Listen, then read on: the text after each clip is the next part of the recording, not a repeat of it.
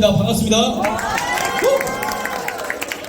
자, 여러분 오늘 또 수련회라면서요, 그죠? 네. 수련회 굉장히 중요한 시간인데 이런 시간 저를 불러주셔서 너무나 감사합니다. 여러분 사진 한번 보시겠어요? 자, 굉장히 중요한 사진인데 여기 있는 사람 누구인 것 같아요? 강사님. 자, 저랑 저 오른쪽에 누구예요? 저 같아요. 네, 우리 여러분들이 사랑하고 너무나 좋아하는 강사님입니다. 자, 저는 시절에 있었어요. 자, 저희가 20살 때부터 함께 학교에서 신학이라는 걸 공부를 했습니다. 귀여운 거 알아요. 자, 강사님 귀여운 거 알아요. 자, 20살 때부터 함께 학교에서 신학을 시작을 했는데, 여러분 제가 조심스럽게 생각을 하면, 제 나이 또래 30살쯤에 신학을 20살 때부터 공부한 사람과 늦게 공부한 사람 사이에는 분명한 차이가 있는 것 같아요. 20살 때부터 10년이라는 기간 동안 목회가 무엇인지 공부하고 고민했던 우리 강도사님, 준비된 강도사님과 이렇게 함께 사역할 수 있다가 함께 예배할 수 있다는 걸 여러분들이 얼마나 귀한 건지 좀 알았으면 좋겠습니다. 그리고 그런 강도사님께서 숙고에서 6개월 전에 저한테 미리 연락을 해서 이 강의 준비해 달라고 해서 제가 6개월 동안 기도하고 기대하면서 준비한 강의가 좋을까요? 안 좋을까요? 좋을까요? 안 좋을까요? 그렇다면 한번 귀를 쫑긋하고 잘 한번 들어주시면 굉장히 감사하겠습니다. 자, 여러분 제가 여러분 혹시 그 기안84 알아요? 기안84? 네. 자, 기안84가 누구냐? 굉장히 마이웨이로 사는 사람이죠. 이 사람은요 만화가인데 만화가보다 다른 걸로 더 유명합니다. 그 장도연이라는 개그맨이 기안84를 보고서 감탄해요. 왜요? 밥을 먹다가 닭뼈다귀를 가방에 넣는 걸 보고서 왜 나는 저런 생각을 못했을까 이런 거죠. 이 사람이 또 인도 유튜브 이렇게 여행을 갑니다. 유튜버들이랑 같이 가는데 여러분 여행 유튜버들도 힘들어하는 그 인도에서 어떻게 해요? 하루 만에 적응을 해버립니다. 그러니까 사람들이 이 기안84가 지저분하다 어떻다 욕을 하는데 마이웨이로 가고 바꾸지를 않아요. 그러니까 오히려 좋아. 힙하다. 이런 사람들이 기안84를 좋아하는 것 같습니다. 근데 제가 봤을 때 그건 여러분 세대고 저희 세대에도요 비슷한 이미지의 캐릭터가 하나 있습니다. 여러분 혹시 무한도전이라는 그 프로 아시나요? 무한도전? 네. 자, 안다 손? 오케이 좋아요. 자, 내려. 자, 난 그중에서 노홍철이라는 사람 안다 손? 오케이 좋아. 다행이다. 나 모를까 혹시나 했네. 자, 이 노홍철이라는 캐릭터가 있습니다. 사진 보시면 돼요. 자, 이 노홍철이 누구냐? 이 노홍철이라는 사람은요 별명이 돌 플러스 아이예요. 또라이예요. 자, 왜 그러냐? 이 사람은요 일단 똑똑한 사람 아니에요. 맨날 이렇게 발음도 이상하고 영어도 못하고 상식도 모자라고 맨날 뒤통수 치는 사기꾼 같은 이미지인데 이 노홍철이라는 사람이 사람들에게 인기를 받고 사랑을 받았어요. 왜요? 재밌어서요. 재밌어서 광기가 있어요. 근데 이 광기를 가진 사람들이 욕을 했어요? 안 했어요? 엄청 욕했어요. 근데 바꿔요? 안 바꿔요? 안 바꿔요. 마이웨이 그냥 가는 거예요. 나는 이런 사람의 나는 또라이야 기본특하면서 살아가는 거예요. 근데 그러니까 오히려 사람들이 킹기려 좋아 마이웨이 가자 힙하다 이렇게 생각을 하는 거죠. 여러분 제가 노홍철 이야기는 한 이유가 있습니다. 그건 바로 전 여러분들이 이 노홍철처럼 또라이처럼 살았으면 좋겠다는 생각이 들어서 그래요. 왜냐? 우리 기독교인들은 세상에서 칭찬을 받아야 욕을 먹어요. 칭찬을 받아야 욕을 먹어요. 욕을 먹어요. 멍청하다가 욕을 먹어요. 어차피 욕을 먹을 거 그러면 오히려 좋다. 내 마음대로 마이웨이를 가자라는 생각이 들었습니다. 그래서 오늘 강의의 제목이 뭐예요? 멍청이가 아닌 도라이로 사는 방법입니다. 여러분 많은 사람들이 이 기독교인을 멍청이라고 생각을 합니다. 세상 사람들 봤을 때 기독교인은 어떤 모습일까요? 제가 한번 적은 걸 읽어보겠습니다. 자, 세상 사람들은 기독교인들이 코로나가 터졌을 때 입에 소금물을 뿌리는 사람이라고 생각을 합니다. 세상 사람들은 기독교인이 진화론도 안 믿고 과학도 모르는 무지한 사람이라고 생각을 합니다. 세상 사람들은 기독교인이 병원에도 안 가는 아나키 같은 사람이라고 생각을 합니다. 세상 사람들은 기독교인이 백신 음모론을 믿는 멍청한 사람이라고 생각을 합니다. 세상 사람들은 기독교인이 사이비처럼 이상하게 소리를 지르며 기도하는 이상한 사람이라고 생각을 합니다. 그리고 사이비처럼 목사님 말에 완전히 믿고 순종하고 교회, 집과 땅을 갖다 바치는 사람들이 바로 기독교인이라고 생각합니다. 이게 바로 세상 사람들이 보는 기독교인의 모습인 것 같아요. 여러분 제가 한번 여쭤보고 싶어요. 기독교인이 그런가요? 여러분들 강도사님이 말하면 팥을 콩이나 해도 믿나요? 말 오지게 안 듣죠, 그죠? 네. 그러니까 이건 실제 여러분들의 모습이 전혀 아닙니다. 근데 그럼에도 불구하고 세상 사람들이 우리를 그런 식으로 보고 있다는 거죠. 자, 그러면 어떤 사람들이 또 이렇게 얘기합니다. 어차피 기독교인이 세상에 욕을 먹는 건 당연한 일이다. 진리를 전하다 보면 손가락질을 받을 수밖에 없다라고 말이죠. 여러분 그런데요. 전 이런 식의 태도가 어쩌면 무책임한 태도가 될 수 있다고 생각을 합니다. 왜냐? 나만 예수님 잘 믿으면 돼요? 나 혼자 구원받으면 돼요? 그 얘기를 듣고 어떤 사람들이 교회를 나오려다가 안 나올 수도 있어요. 여러분, 성경이 뭐라 말해요? 한 영혼이 천하보다 귀하대요, 안 귀하대요? 귀하대요. 그런데 그 귀한 영혼이 예수님을 믿지 못하게 막는 방해물이 뭐예요? 교회에 대한 안 좋은 시선들이란 말이에요. 근데 나만 잘 믿으면 돼, 나만 누리면 돼, 이러면서 아무런 신경을 쓰지 않는 건 너무나도 개인주의적이고 이기주의적인 생각이 아닐까 하는 걱정이 듭니다. 사진 보여주시겠어요? 다음 사진 보면 교회에 대해서 굉장히 안 좋은 내용들이 있어요. 자, 넘어가세요, 빨리. 네, 굉장히 안 좋은 사건들이 많았습니다. 자, 여러분, 존경하는 사람들에게 종교에 대한 호감도를 물어봤습니다. 불교는 20%, 천주교는 13%인데 교회는 몇 프로의 사람들이 좋아했을까요? 무려 6%의 사람들이 좋아했습니다. 94%의 사람들은 기독교를 긍정적으로 보고 있지 않아요. 그 중에 기독교를 싫어하는 사람도 굉장히 많습니다. 기사에 기독교인에 대한 이야기가 나오면 욕이 주르륵 달려요. 그냥 무지성으로 욕부터 받고 봅니다. 여러분, 제가요, 이걸 보면서 굉장히 마음이 아픕니다. 왜요? 내가 다니는 교회가 그렇게 나쁜 곳은 아닌데, 내가 믿는 기독교가 그렇게 모자란 건 아닌데, 오히려 내 목숨을 바칠 만큼 귀하고 멋진 건데 왜 사람들이 우리를 이렇게 볼까? 전 여기에 대해서요, 우리가 무엇을 하면 될까? 저는 우리가 대답을 해야 한다고 생각합니다. 우리 따라해볼까요? 대답을. 너무 작아. 자, 대답을 해야 한다. 하지만 대답을 해야 한다. 감사합니다. 여러분, 옛날 옛적에 예수님이 돌아가신 지 얼마 안 되고 승천한 지 얼마 안 됐던 옛날 옛적에 바울이 살아있고 베드로가 살아있던 그 초기 기독교 시대의 말입니다. 세상 사람들이 교회를 좋아했을까요? 싫어했을까요? 굉장히 안 좋아했어요. 굉장히 많은 오해가, 대답은 좋은 거예요. 틀려도 상관없어요. 굉장히 안 좋아했어요. 어떤 식의 낭설이 있었냐? 성찬식을 할 때 어린아이를 산채로 잡아먹는다. 그리고 이 사람들이 모여서 집단 난교 파티를 한다. 이런 식의 말도 안 되는 비난이 있었습니다. 여러분, 여기에 대해서 교회가 조용히 있었을까요? 반박을 했을까요? 열심히 반박했습니다. 그래서 초기 기독교인요, 굉장히 똑똑한 철학자, 신학자들이 아주 많습니다. 이들을 지칭한 말이 뭐냐? 변증가라고 부릅니다. 그리고 저는 기독교를 변증하는 또 하나의 사람으로서 여러분들에게 어떻게 하면 세상에 답할 만한 것들을 가질 수 있는가에 대해서 얘기를 하고자 합니다. 자, 이쯤 얘기하면 여러분들에게 의문이 하나 듭니다. 야, 알겠다. 근데 대체 네가 뭐길래 그래? 네가 얼마나 대단하길래 그래? 라는 질문이 들 것 같아요. 그래서 제가 누구인지 간단히 설명을 드리도록 하겠습니다.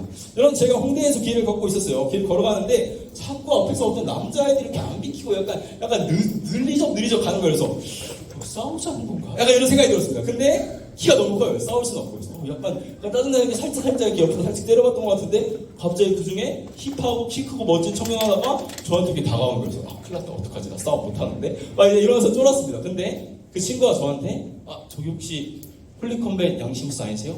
잘 봤습니다. 이렇게 얘기를 하는 거예요. 여러분, 그날 저는 제가 연예인이 된 줄 알았습니다. 여러분, 저 이런 사람이에요.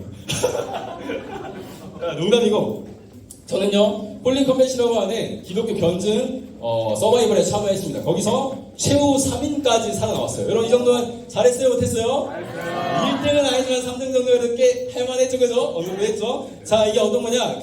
우리나라에서 이제 기독교 채널 중에, 큰 채널 중에 다마스커스 TV라는 데가 있습니다. 여기에서 열었던 거예요. 전 여기에서 이 3등까지 했고, 그 외에도 다양한 사람들과 대화를 하는 어떤 그런 시간을 가졌습니다. 여러분, 저는요, 이 다마스커스라고 하는 사람은 뭘 하냐? 무신론자들과 토론하는 거를 컨텐츠로 삼은 사람이에요. 그러니까 무신론자들과 맨날 토론하고 기독교를 설명하고 신학을 설명하는 굉장히 똑똑한 사람입니다. 이런 사람이 뜨니까 주변에 많은 사람들이 같이 모여서 막 토론하는 공동체가 만들어졌어요. 이 공동체 이름은 랜선 교회라는 곳입니다. 그래서 저는 여기서 수많은 사람들과 대화하고 토론을 해봤습니다. 일단 무신론자랑도 얘기해봤고요. 신천지, 하나님의 교회랑도 당연히 얘기를 해봤고요. 예수님이 실제 세상에 존재한 적이 없다는 예수 신화론자들과 토론도 해봤고요. 성경이 인간의 저작이다, 가짜다라고 하는 자유주의자들과 토론도 해봤습니다. 동성애에 대해서 동의하는 사람과 토론해봤고요. 로마 가톨릭과 동방정교회, 불교, 원불교와 이런 다양한 사람들과 토론을 해봤습니다. 자, 여러분, 제가 질문이 들어왔을 때 답을 잘할 수 있을까요? 못할까요? 잘할 수 있을까요? 당연히 잘하겠죠. 그런 의미에서 저는요, 기독교에 대해서 다양한 질문에 답할 수 있는 준비가 된 사람이라고 말씀을 드리고 싶습니다. 그리고 제가 여태까지 수없이 많은 임상 결과를 통해서 이 무신론자들의 비판에 답변하는 진짜 실제적이고 실용적인 방법을 엑기스를 알려드리도록 하겠습니다. 여러분, 오늘 여러분은 어떤 삶을 살고 싶으십니까? 멍청이로 살고 싶으십니까? 아니면 또라이로 손가락질을 받지만 나름 시기를 받는 삶을 살고 싶습니까? 무시당한 삶이 아니라 시기당한 삶을 살고 싶다면 제 얘기를 잘 한번 들어보시기 바랍니다. 물 좀 마실게요.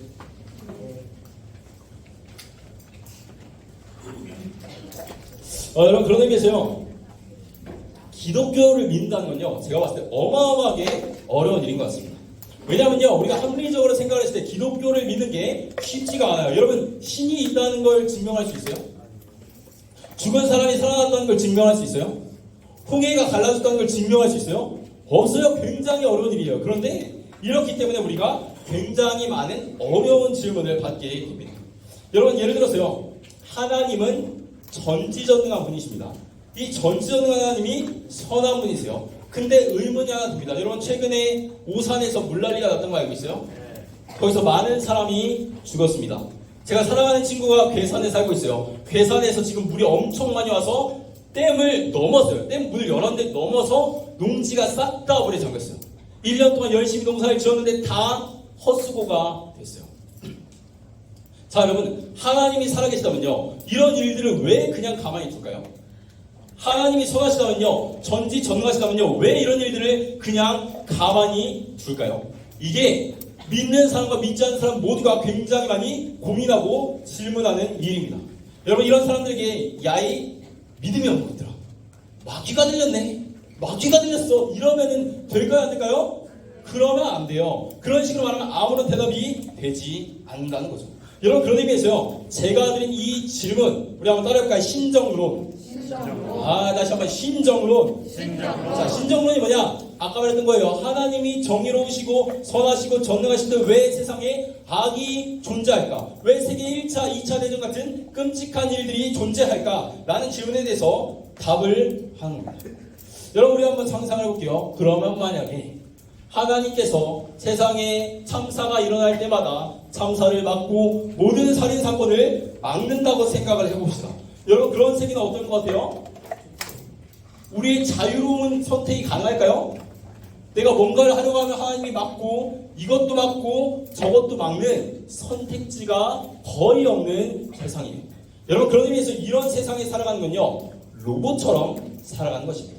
그래서 기독교인들은 뭐라 답하냐? 하나님이 우리를 로봇이 아니라 사람으로 만드셨기 때문에, 뭔가를 선택할 수 있게 만드셨기 때문에 하나님은 그렇게 일하지 않으신다라는 거죠. 자, 여러분, 우리가 자유로운 선택을 하기 위해서 어떤 일이 일어나야 돼요? 하나님이 모든 거에 하나하나 개입하는 게 아니라 시어머니처럼 잔소리를 하는 게 아니라 좀 열어줘야죠.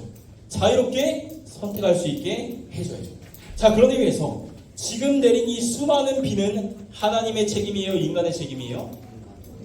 하나님의 책임이에요? 인간의 책임이에요?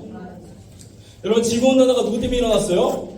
사람들이 욕심을 부리고 끊임없이 개발하고 멈추지 않았기 때문에 일어났죠. 그러니까 그런 의미에서 이 모든 것들은 인간의 책임이 아니냐라고 답을 할 수 있습니다. 이게 제일 초보적인 답변이에요. 자, 이 정도 대답하면요, 어떤 웬만한 애들은 또 그래, 그런가 보다, 그럴 수 있지 하고 이렇게 넘어갑니다. 그런데 똑똑한 애들은요, 공부를 열심히 하는 애들은요, 약간 달라요. 약간 예리합니다. 이 철학 공부를 한 친구들은 예리합니다.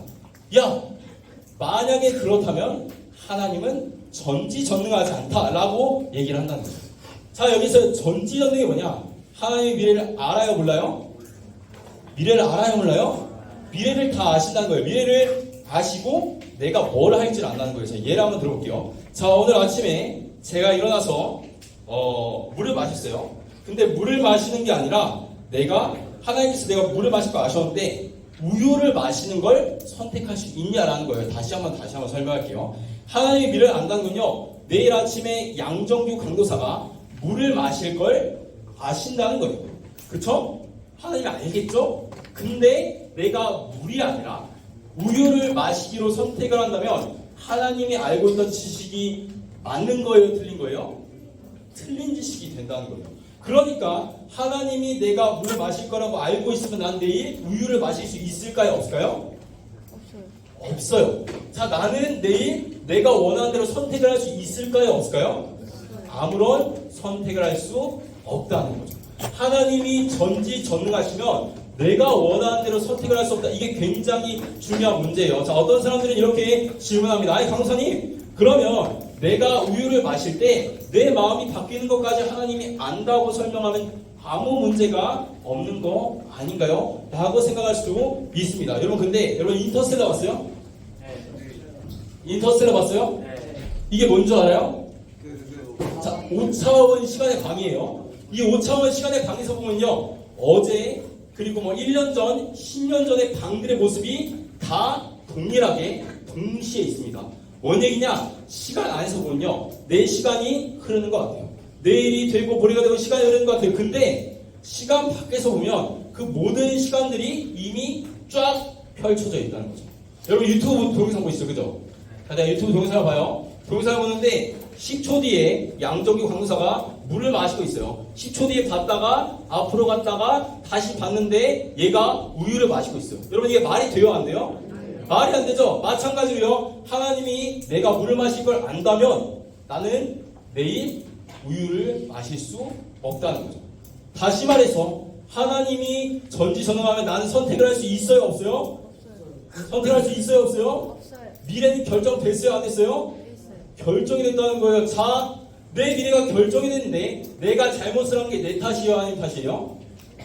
내 탓이에요, 아닌 탓이에요? 하나님의 탓이다. 이렇게 설명할 수 있는 거죠. 여러분 어때요? 이렇게 얘기하면 기독교의 교리가 굉장히 어려워집니다. 자, 이해했다 손. 자, 이해 못했다 손. 이해 못한 친구들 되게 많은 것 같아요. 자, 잠깐 일어나 보자. 자, 일어나 보자.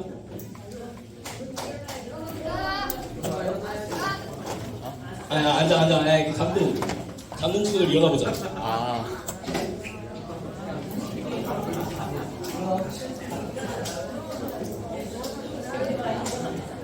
자, 여러분 따라해봅시다. 강의를 잘 듣자.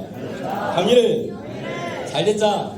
감사합니다. 좀 어려운 내용이에요. 요점이 뭐냐? 하나님이 전지전능하시다면 우리의 미래는 결정이 되어 있을 수밖에 없다라는 얘기예요. 자, 이렇게 얘기하면요, 여러분들이 이상한 생각이 들 겁니다. 자, 오늘 우리 강도사님이 와가지고 기독교의 신앙을 설명한 게 아니라 기독교의 신앙을 깨트리러 왔다라는 생각이 들 수도 있어요. 여러분 한번 잘 들어보세요. 자, 이게 논리적으로 설명했을 때는 제가 말씀드린 게 맞아요. 논리적으로 설명했을 때는 맞아요. 그래서 이걸 피하기 위해서 기독교에서 대답을 하는 중요한 방식이 있습니다. 그게 뭐냐? 이건 신비라는 거예요. 따라해볼까요? 신비.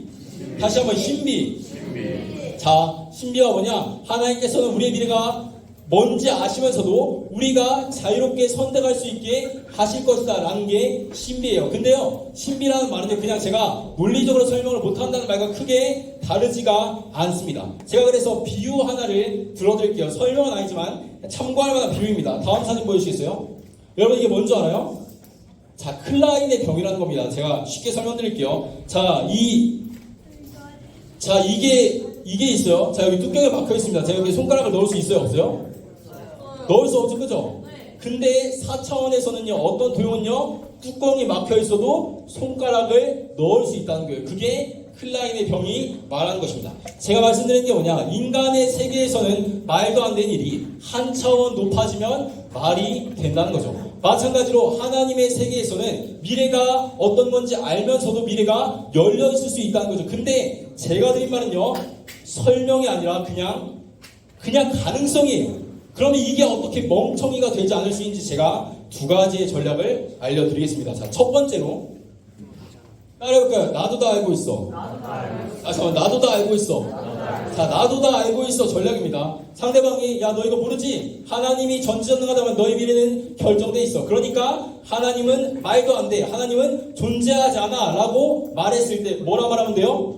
나도 다 알고 있어 라고 하면 되는 거예요. 자, 제가 이것만 말하면 좀 이상하니까 몇 가지의 설명을 드리겠습니다. 세 가지의 설명을 드릴 거예요. 첫 번째는요, 아까 말했던 것처럼 그건 다 신비다 라고 말하는 것입니다. 두 번째는요, 무신론자에게 대답할 수 있는 되게 좋은 가설이 하나 있어요. 이게 뭐냐면요, 따라해볼까요? 열린 신론. 다시 한번 열린 신론. 자, 열린 신론이 뭐냐? 하나님이 전지전능하다는 말이 성경에 나와 있긴 한데 얼마나 전지전능한지 나와 있지 않다는 거예요. 하나님이 100만큼 전지전능한지 90만큼 전지전능한지 정확히 나와 있지가 않다는 거예요. 그래서 하나님께서 나의 모든 미래를 알지는 못할 수도 있다. 이게 열린 신론이 말하는 것입니다. 자, 이렇게 말하면요, 기독교의 교리랑 맞지 않는 것처럼 보여요. 근데 이런 식의 생각을 할 수 있어요. 여러분, 예수님이 누구예요? 예수님은 하나님이십니다. 하나님께서 예수님의 몸을 입고 이 땅에 오셨어요. 자, 예수님이 2톤짜리 돌을 들고 풀스커트를 조질 수 있을까요? 없을까요? 예수님이 2톤짜리 돌을 들고 풀스커트를 조질 수 있을까요? 없을까요? 없어요. 자, 그럼 하나님이 들지 못하는 돌이 세상에 있을까요? 이상하죠. 이게 뭐냐면요, 하나님은요 인간을 사랑하기 때문에 자신의 능력을 제한할 수 있다는 거죠. 열린 신론을 말하는 사람들은 이렇게 말합니다. 하나님께서 인간에게 자유로운 미래를 허락하기 위해 자신의 능력을 제한했다, 전지전능을 제한했다, 이런 식으로 설명을 합니다. 자, 이렇게 봤을 때 문제가 하나 있습니다. 성경에서 하나님께서 내가 너의 미래를 예정했다, 너를 구원하기로 작정했다, 영원 전부터 너를 준비했다 라는 말은요 잘 설명이 되지 않아요. 하지만 무신론자랑 맞짱 뜰 때는 진짜 유용합니다. 자, 두 번째로, 다음으로 보다 완고하고 보수적인 입장이 있습니다. 자, 여러분, 만약에 하나님의 전지전능이라는 걸 전혀 양보하지 않는다면요, 이런 방법이 있어요. 그러면은 하나님은 악한 분이 되거든요. 근데 봐봐요. 자, 여러분, 예수님을 믿지 않으면 감옥에 가요? 예수님을 믿지 않으면 감옥에 가요? 안 가죠. 왜요? 종교의 윤리와 현대사회의 윤리가 다르기 때문이에요. 자, 여러분, 불교를 믿으면 감옥에 가요? 그런 사람이 말도 안 되죠. 그죠? 근데 성경은 어때요? 다른 신을 믿으면 엄청난 죄래요. 성경이 말한 죄와 세상이 말한 죄의 범주가 다르죠. 그죠? 여러분, 동성애를 하는 게 죄예요? 그럼 감옥 가요? 아니죠. 현대사회에서는 아무런 문제가 되잖아요. 혼전순결을 지키지 않는 것도 현대사회에서는 아무런 문제가 되잖아요. 근데 기독교인들은 어때요? 동성애도 죄라고 말하고 혼전순결을 지키지 않는 것도 죄라고 말합니다. 마찬가지로 하나님이 악하다는 말이 세상 사람들이 봤을 때는 문제가 있지만 우리 기독교인의 관점에서는 문제가 없다라고 답하는 게 또 하나의 방법입니다. 왜요? 선과 악은 누가 판단해요? 누가 재판해요? 인간이 하는 게 아니라 하나님이 하시는 거예요. 그런데 하나님께서 자신이 만든 세상이 선하다고 하고 세상에 죄와 악과 수없이 많은 슬픈 일들이 있어도 자기가 선하다고 말씀하세요. 그러니까 기독교의 논리 안에서는, 종교의 논리 안에서는 아무런 문제가 없다라고 답을 할 수 있다는 거죠. 야, 내가 이렇게 믿겠다는데 왜 네가 나한테 뭐라 그래? 네가 뭔 상관이야? 라고 할 수 있다는 거죠. 자, 이러면 어떻게 돼요? 친구를 잃게 됩니다. 그죠? 예. 그렇지만 이런 식으로도 할 수 있다는 거죠. 자, 여러분, 저는요 여러분들에게 세 가지의 설명을 드렸습니다. 하나는 논리적으로 무신론자들을 박살내기 위해서 하나님의 전지전능이라는 걸 포기하는 거예요. 이러면 성경의 이야기를 좀 포기해야 돼요. 두 번째는요, 하나님이 전지전능하다는 걸 이야기하는 거예요. 이러면요, 친구를 포기해야 돼요. 그래서 이 두 가지가 다 별로 좋지 않기 때문에 저는 하나님이 신비로운 존재이다, 초월적인 존재이시니까, 신이시니까 우리가 다 이해할 수 없다, 마치 클라인의 병처럼 뭔가 말도 안 되는 일이 하나님께는 가능할 것이다 라고 믿는 거예요. 친구들에게 말할 때, 야, 난 이렇게 세 가지를 알고 있어. 네가 말하는 게 뭔 줄 알아. 근데 내가 두 번째가 마음에 들어서, 신비라는 게 마음에 들어서 내가 이렇게 믿기로 한 거야. 네가 뭔데 나한테 이래라 저래라. 이렇게 할 수 있다는 거죠. 여기서는 좀 뻔뻔하게 하면 됩니다. 자, 이게 첫 번째 방법이에요. 자, 이렇게 말하면요, 여러분, 확실한 또라이가 될 수 있어요. 확실한 또라이가 될 수 있어요. 우리 한번 따라해볼까요? 자, 또라이가 될 수 있다. 자, 근데 또라이가 됐는데 우리가 그냥 약간 아직 완벽하지 않은 것 같단 말이에요. 아직 뭔가 내가 좀 그래도 좀 멍청해 보이는 것 같단 말이에요. 그래서요, 두 번째 전략은요, 쟤도 같이 끌어내리는 거예요.